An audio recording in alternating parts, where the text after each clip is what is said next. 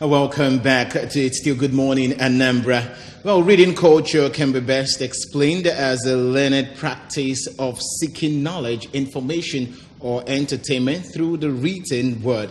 Such practice can be acquired by reading books, journals, magazines, newspapers, and what have you. You can go ahead and keep reading and reading and reading. Well, on that note, we'll be talking about decline in reading culture.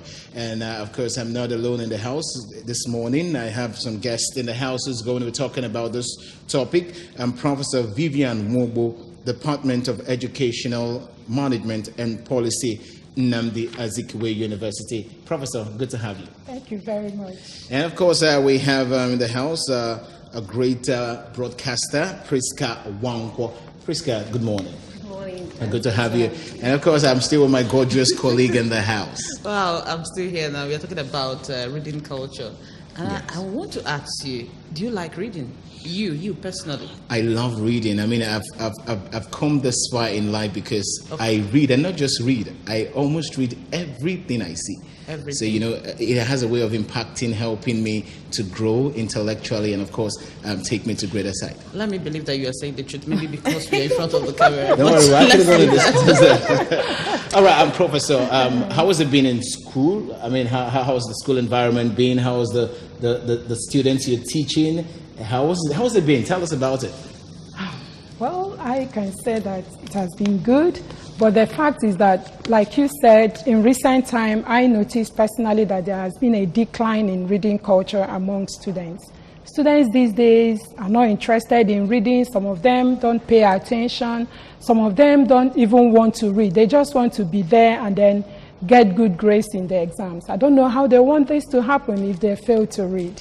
Right. So that is what it Let's is talk now. to you, Priska. When I was growing up, I used to read a lot. I read, and then we used to have, what do you call it, exercise book where you write new words and all that. Mm-hmm. And it helped me a lot. So I want you to share your experience. How did reading help you when you were growing up? Okay, personally, my parents were those kind of parents that they believe that if you don't come from first 5, then you'll be wasting your time in school.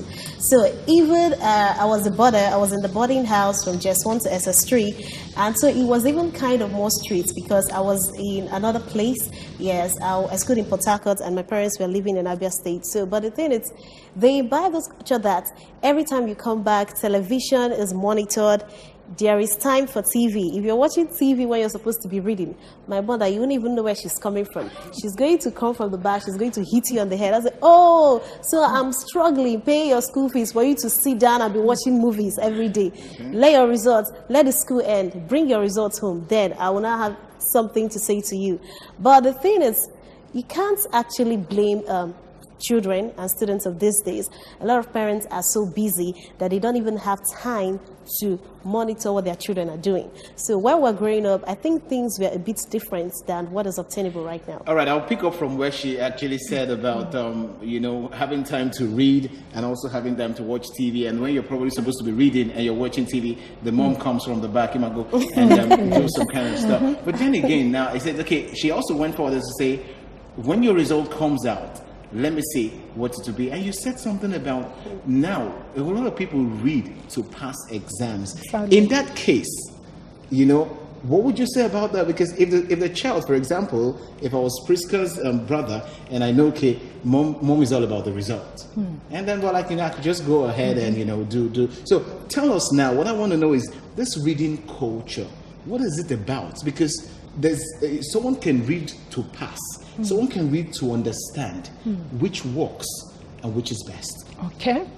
When we talk about reading culture, it's not just about reading to pass.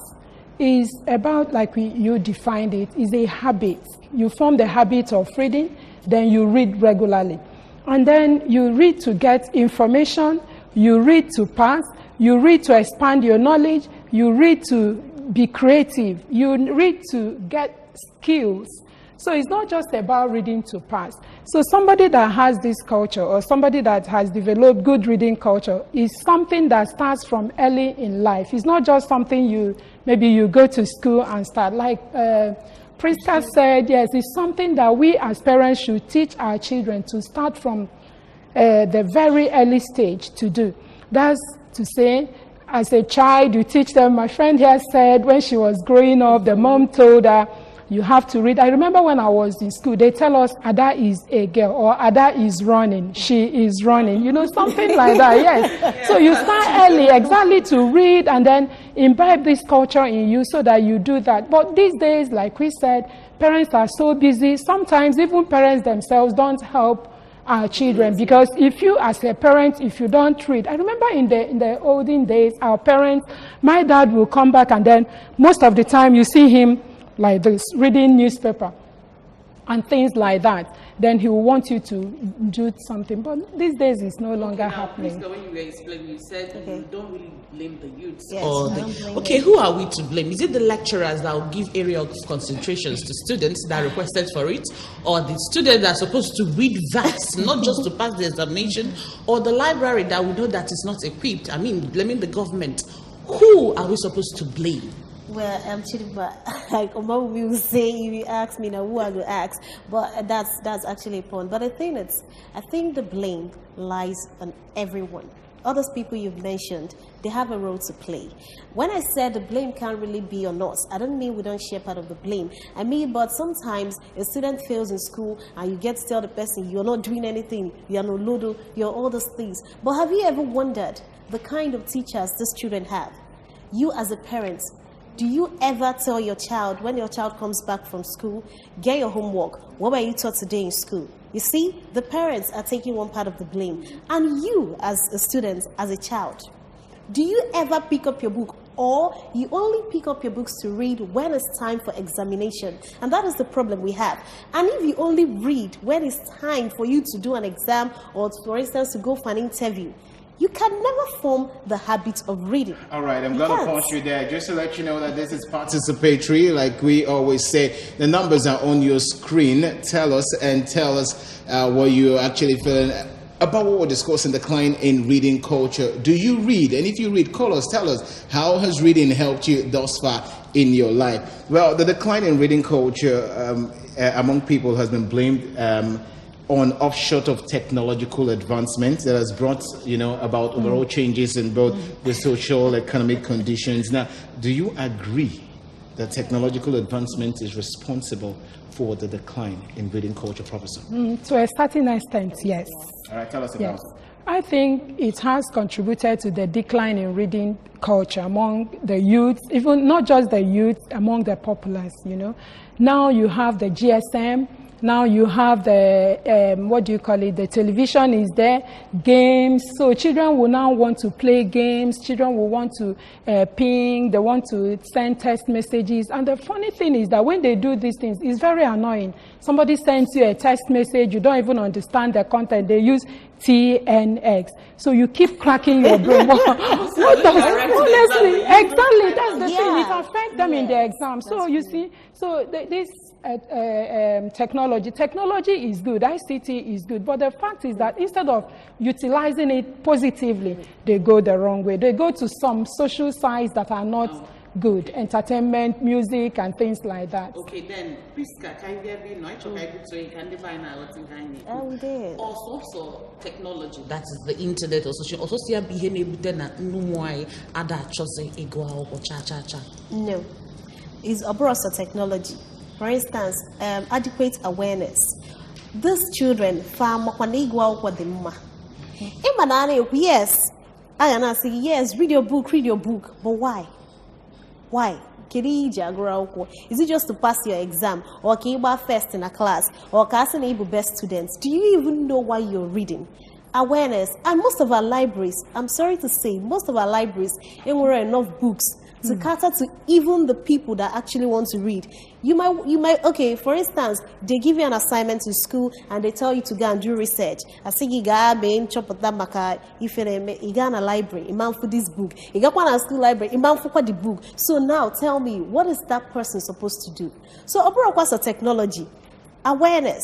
And most of these reading facilities they don't make it available to the students. And if they don't have access to this thing, how can they possibly be able to read? Now let's look at that picture. Okay, these are some of the social media on TV, or you've got the Facebook. That's the boy. Yeah, you can see, yes. And he's in school, actually. Yes, he's in school. I mean, but if you look at this now, it is rampant in our day activities in school, Professor. And I also want to believe that you actually experience this while you teach, you know, in the university. Some of those kids or some of the students actually play with their phone, and at the end of the day, their results are really not. Tell us more about it. How has it really affected the way you teach and probably pass knowledge to them? What I personally do is that I have what I personally call golden rule. Eziokwu na mahadum ka na akuzi mana a na-abụ mbata na class ana m agwa ụmụaka sị ife data bụ ife ma achọrọ ofu n'ime fa bụ na phone ka ị ga-agbanyụ maka mgbe phone adịrọ anyị nọ so ọ bụ na nwata akwụkwọ bịala ịgụ akwụkwọ ife o ji maka ya bịa akwụkwọ bụ ka ọ gụọ akwụkwọ ọ bụrụ ịbịa na-aza phone ma ọ ka a na-akpị ọ bụrụ kọmishọna na gọvanọ na-achụ ya ọ bụrụ medical doctor na patient ya nwee ike ihe eme ya so ife mebu na ụmụaka kwesị fabefa gbanyụọ phone wee gee ntị ọ ga-abụ mpụta nsịfa foonu gị akpọọ foonu gị ọzọ na ụlọ akwụkwọ inyekwa m ya ewelu m ya na-abịa m jedebegodi ya bụgodila ofu izu ụka primary school jizi ihe anyị kpọ kọmputa agụ akwụkwọ kịta nụ ije na most of these private schools asị gị na ihe a chọzi bụ kọmputa ka ụmụazụ wee dị kọmputa literate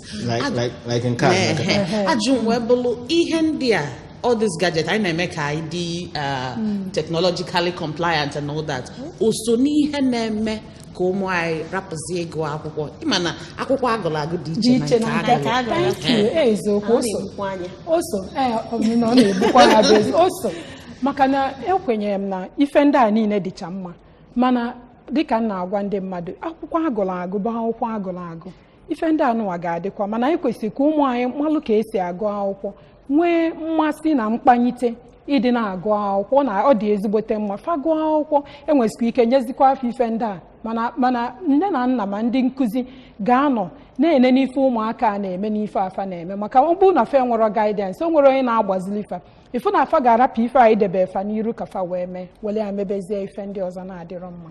And to add to ihe Prof kwuru more over angle ngachi look at this issue that the reason these teachers may introduce this technological gadgets is to get their attention.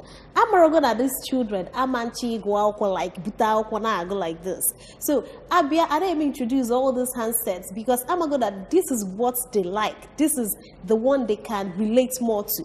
So some schools name this thing, yes. Some schools name put all this computer and all this phone is to make it easier for them. One, since you will read your book, let us now make it in a way that it will appeal to you to see gain with your attention. Now, only a particular problem as regarding to this reading culture. Now, a lot of people were talking about Kaigwa. Now, in there, most of these books, most people are quite expensive. Now, the prices of book in the market, and then the prices of a DVD in the market, a man compare both. I'm telling you, yes, no, I kind of you compare two of them. So, don't you think that it's also one of the problems that deter people from reading? Because in our shop, I think I about 5,000 now. I say now 150 because I go to the season film. So, give me a priest ndị nya a ga-eblame ọ bụrụ ọsọ n'ụmụ akwụkwọ ndị nkụzi gọọmenti parents mmadụ ncha nwere oke publishers too yes exactly publishers too sometimes when we find our subsidizing the cost of these things government should do that then ekwesị enwe akwụkwọ ekwesị ka ụmụaka gụọ abịa ebudete again, all these philanthropies, why waste money doing irrelevant things? We should invest in education, especially in books. So, when I tinye ego n'ife gbasara akwụkwọ, ifu na ọ ga-enyere ụmụaka aka. Dịka o kwuru, maka akwụkwọ dị expensive, onye egwu ala sị gị mba o. Kama ọ ga-eje were akwụkwọ, kabagodi arụchọ nke dị ya mma. Yes, so go film wee na-eme ife na na-enenezi. In a recent research conducted, it was revealed that 40% of Nigerians, adults, they never finish reading a book cover to cover after they leave school. So, Ajumbu now, How will this decline in reading culture affect the intellectual development of any given society? You know that it is said that readers are leaders. Points. So if adults don't read, how will they lead? Because it's when you read that you get information. That's why we say that knowledge is power. You get information, you get transformation, you get equipped, you get creativity. There are so many things. So if our adults don't read now, if so ebe na onye gụchara na akwụkwọ ife anyị na-ekwu maka ọtụtụ mmadụ ife ha ji agụ akwụkwọ bụ ka agụọ paasị ọ gụchara na odebe ka enweta certificate ọ gụsịa then ife ọzọ mekwanụ bụ na ịbịazịa n'obodo anyị, sorry to say, leadership. Who are the leaders? Are they the readers? If leaders are not readers, so if you don't know motivation why they should now read. Good morning. Hello, good morning. Your name and location. Your name is Onitsha. Lisa. Okay, from Oka. Lisa from Oka. All right, Lisa, go ahead with your contributions. All right, just stay in and try to call us back. Okay, yes. Okay, let me come to this now. I remember while I was growing up as a child, you know, my parents always tell me a story, you know, before we go to bed. And most of this, you know, reactions or this story and experience is born from what they learned from their own parents. Now, this present day society, do you think parents are really doing enough as regards to, you know, carrying their children along? Because this things really helped me. They were telling stories that we learned how to listen, learn, and of course read. And at the end of the day, trust me, I'm not trying to tell you, I've not gotten to where I should be. I'm on my way, but it's helped me come thus far. Now, do you think parents are really helping as regards to this now? Most parents don't do that because they don't have time. Most parents will rather, from onset, even when the baby is born, the baby is crawling and the baby cries, they say, go and watch cartoon. Go and watch television. They now, even sometimes if they don't have this, maybe they now bring their phone and bring one, the child is told to go and do that. So there's this no bond.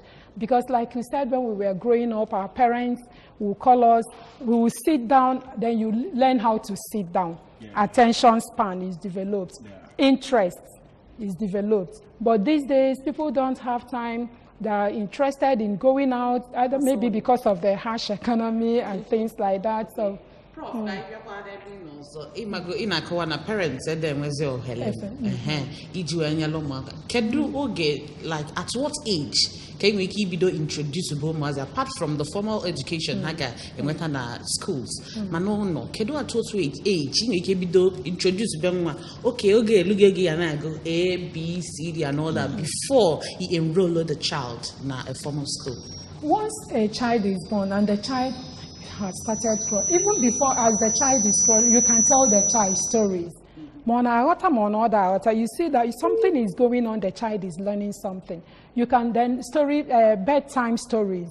Even at a very young stage, 1 year, 2 years, you start reading stories, the child sees you, you tell the child. Over time, the child starts getting interest in what you're doing. Then as the child, you can now bring paper. I remember then they buy crayon for us. Yeah. You can ask your child to draw a bird and then paint. They know how to dance to it. Exactly. And different styles. Exactly. That is it. But they no longer sit down to do the needful, which is that. So once they start doing that, they start drawing, they draw. You say, draw daddy and mommy, or draw your, they do all these things. Write A, B, C, D, they do these things. But these days, they don't. All right, in one word, Priska, tell us, what do we have to start doing? What do the state have to start doing? What do the parents have to start doing? What do the community itself have to start doing to encourage reading culture? Okay, before I say anything, I would like everyone to know that if you're not informed, you're most definitely deformed.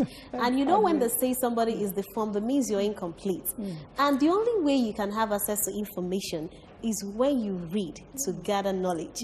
So for the children, I think the children should learn, cultivate, embrace the habit of reading.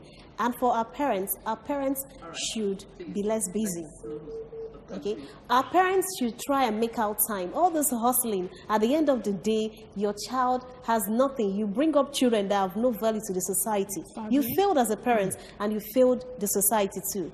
And also, individuals that are wealthy should also try and help out.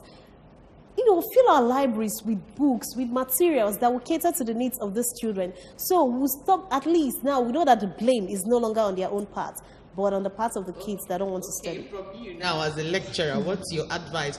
What do you think we need to do to make this thing? Because if we leave this thing now, if we leave it, I don't know where we are heading to. When she was talking, what came to my mind is the thing you asked, enlightenment campaign. That's something you're doing right now. We tell them they watch, since they love watching TV, so we do, yes, they're watching us, they are listening. Exactly. No, we can do storytelling, reading, you can call them, so that even parents, why they no longer sit down to do that.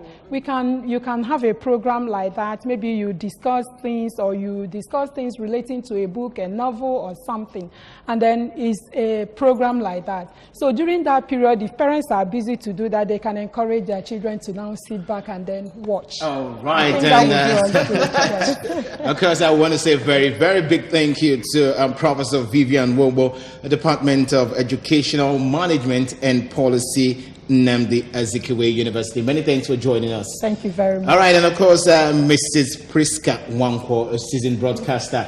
Many thanks for joining us. Why did you decide to add Mrs. now? No, I forgot earlier and I decided to put it down. All right, good to have you. Well, this is the much we have for you on Good Morning Anambra today. It's TGIF. Thank God it's another Friday, and of course my gorgeous queen just saying it is right still here. You actually said it earlier on, so we were supposed to say it together, right? Okay, TGIF. Thank goodness it's Friday. It's Friday, yes. And thank you so much for joining us on the show today. All right, I'm Ebere Ugonna. And I am Chidima Oranwa. Have a fabulous weekend. Good morning, Anambra. Ụtụtụ ọma nọ ndị Anambra. It's Good Morning Anambra, our breakfast TV show on ABS TV, Channel 24. My name is Ebere Ugonna. To light up your morning with I am Nonye Nwokoye. Theophilus Okor. Chidima Oranwa. Ijama Uche. Every morning, weekdays, 7 a.m. to 10 a.m. From newspaper reviews To interactive segments with viewer participation. News from our studio. Sports. The entertainment. Join us. Tune in weekdays, 7 a.m. Good Morning Anambra, your breakfast TV show, every weekday from 7 a.m. to 10 a.m.